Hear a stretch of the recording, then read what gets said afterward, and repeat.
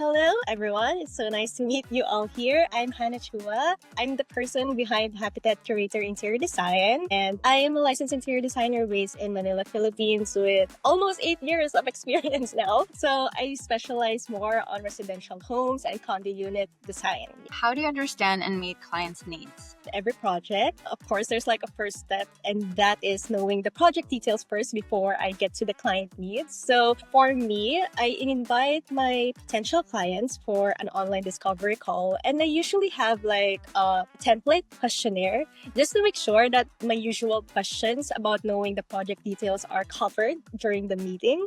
And yeah, just basically my discovery is more of like getting to know the client, getting to know the project details, and making sure that it's something that I can realistically work on. So yeah, aside from getting all the project details, of course, getting to the meat or to the core of the design is knowing how to design to those who are going to live in the space, right? So even in like the first meeting, I want to ask clients to describe how their day-to-day routine looks like. So, just like the simple things can be much of a big deal for them when it comes to designing spaces, right? So it does help me in knowing which one is their priority, even though they're not entirely like aware of that. And then, taking note of the certain inconvenience, no matter how major or minor say they seem, and incorporating them into the problem solving of the design process. Yeah, like my general motto or like mindset of that is that I have to design a system that works for them rather than creating an entirely new setup that might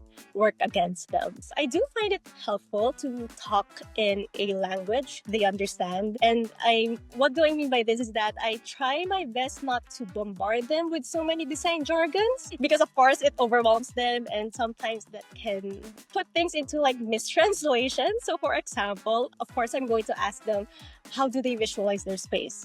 And then some clients would say, for example, I want a mid-century home. And I would ask them, instead of like hyper fixating on the style they said, I would ask them to break down into details like what about mid-century they actually like. Is it the color palette they usually see? Is it the furniture? Is it the certain influences that they usually project onto that style? I usually try to like break it down, and because in the design process, usually the end result would be like a compilation of all the requirements and personality of the client. So it's not like really a textbook style, if that makes sense. So yeah, I also like for them to explain it more in simple words. Like, for example, I want them to describe how they want their space to feel like. Is it going to be bright and airy? Is it going to be cozy? Something like that. So it's something that I can work around with rather than focusing on a style. Being myself helps, because it does help me pick the right clients to work with. And I'm pretty sure that's how they feel about me. Like, since I'm going to be a designer and since I focus more on homes, it's really important to build that trust and that comfort that the clients can, share some tidbits of their personal life in order for me to somehow integrate it, even in minor things in the design. So yeah. What advice would you give an interior designer at the start of their career? I would say, like, this is something that is quite personal to me as well. So the first thing is that don't be afraid to start small, whether it's any project, whether it's like, if you're working on your own room, for example, you can always start from there and try to experiment. Like I think it's a bit similar to what I've said. Don't be too obsessed with labeling yourself at the first start of your career, because most of us don't really have a clue yet. That's how I feel. Yeah, so it can get quite overwhelming, and we do tend to try to attach ourselves to a certain image, even though we're not entirely sure yet. So finding your design voice is something that you will encounter on in the process. And Of course, network. We can't really disregard that. Connect with your colleagues and other professionals because there's like a lot of things you can learn from them. And it does take a village to make the design work. Don't be afraid to put your work out there on social media because there are a lot of opportunities on social media. That's how I scored an interview with Rayon right now. Which Rayon features made you decide to use it for your projects? Actually, my first impression of Rayon when I saw them on Instagram was like, I love how lightweight and accessible they are. That's like my first good impressions about Rayon was. And that when I actually tried it for the first time, when I tried like the free version of it, and then I saw how intuitive and smooth it was, that made me wish that I wish Rayon existed when I was still like a student or when I was just like starting out. I think, I do like the cloud-based feature because it helps me, make it portable and just work on the go. Like, for example, if I'm on site or if I'm doing some purchasing, it's just easy for me to like check on Rayon and just have like certain dimensions to be checked.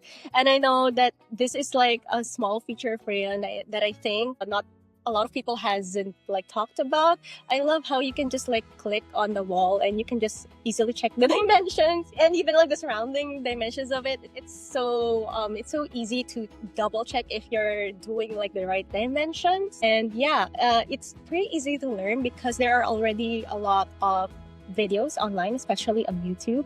So with those features in mind, it does make the software feel more inclusive to all types of designers, which whether you're like freelancing a small firm or a large company, that makes a huge difference, mainly because I can't really stop sharing how lightweight Rayon is, mainly because standard software does take a toll or have like certain requirements for your computer. And when you're just starting out or when you're a student, everyone really has like the privilege or capability to upgrade to meet those certain standards. So just making it accessible to everyone is like a really plus feature for me.